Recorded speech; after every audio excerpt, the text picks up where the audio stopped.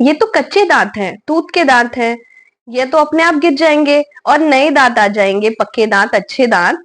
इनकी क्या जरूरत है, इसे निकाल देना चाहिए।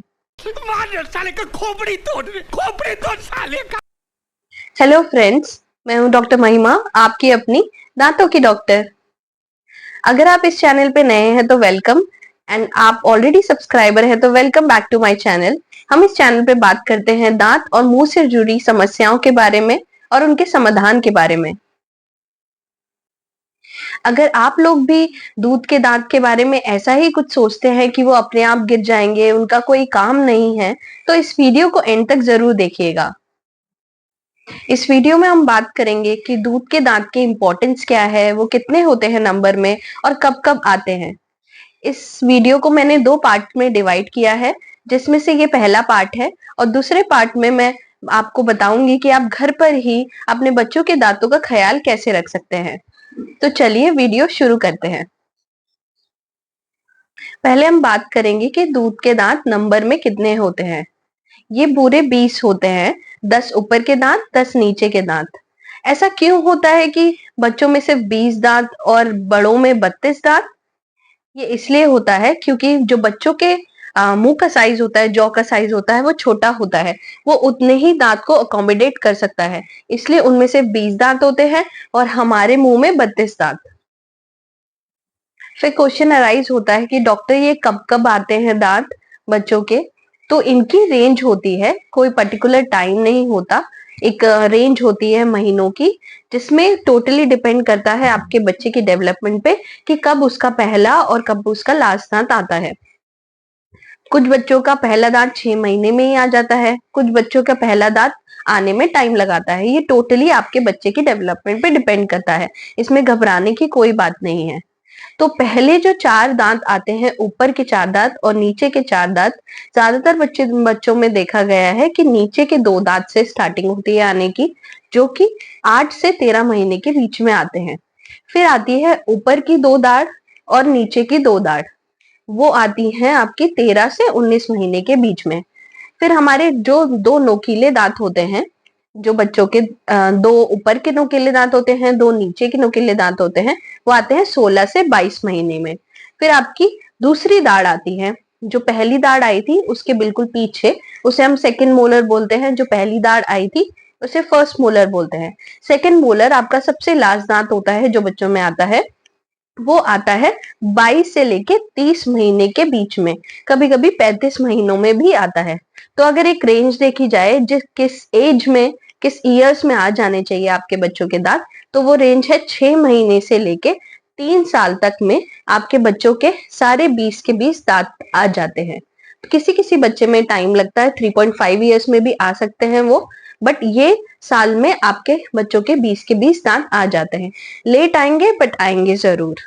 अब बहुत बार आपने लोगों को कहते सुना होगा कि कोई बात नहीं, दूध का दांत है, इसमें कीड़ा लग गया तो क्या हुआ, बच्चे को चॉकलेट दे दो, वो तो टूट जाएगा और नया दांत आ जाएगा।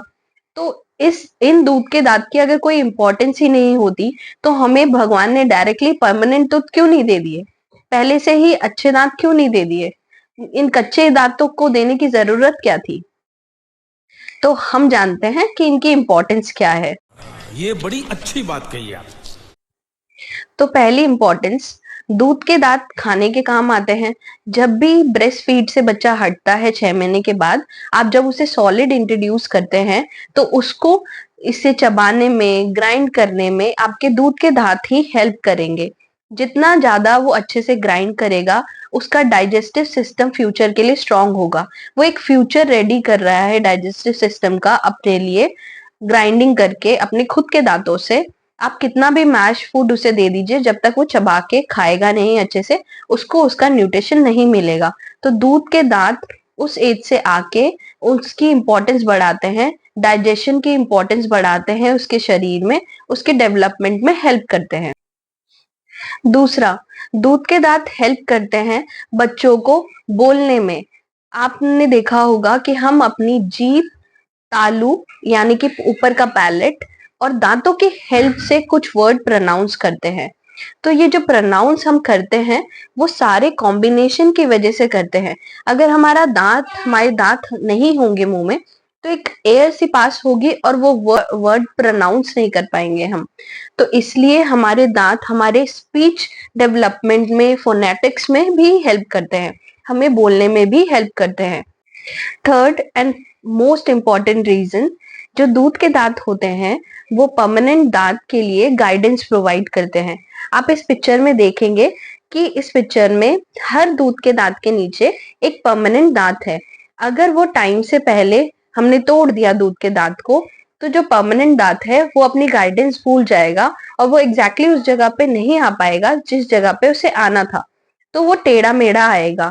आपने बहुत बच्चों में देखा होगा जिनके दूध के दांत टाइम से पहले टूट जाते हैं, उनके जो परमानेंट दांत होते हैं वो टेढ़े मेढ़े आते हैं। तो इसलिए एग्जैक्टली जो दूध के दांत का फंक्शन ये है कि वो एक गाइडेंस प्रोवाइड करते हैं परमानेंट दांत को अपनी जगह पे आने के लिए। तो हम टाइम से पहले कोई भी दूध के दांत को रिमूव नहीं कर सकते, हमें उसको उसके टाइम तक बचाना है कि जब उसका खुद का टूटने का टाइम आएगा तो वो खुद से टूटेगा और उसकी जगह नया दांत आएगा। तो इस वीडियो से आपको पता लगा कि दूध के दांत कितने इंपॉर्टेंट हैं आपके बच्चे के आने वाले पक्के दांतों के लिए।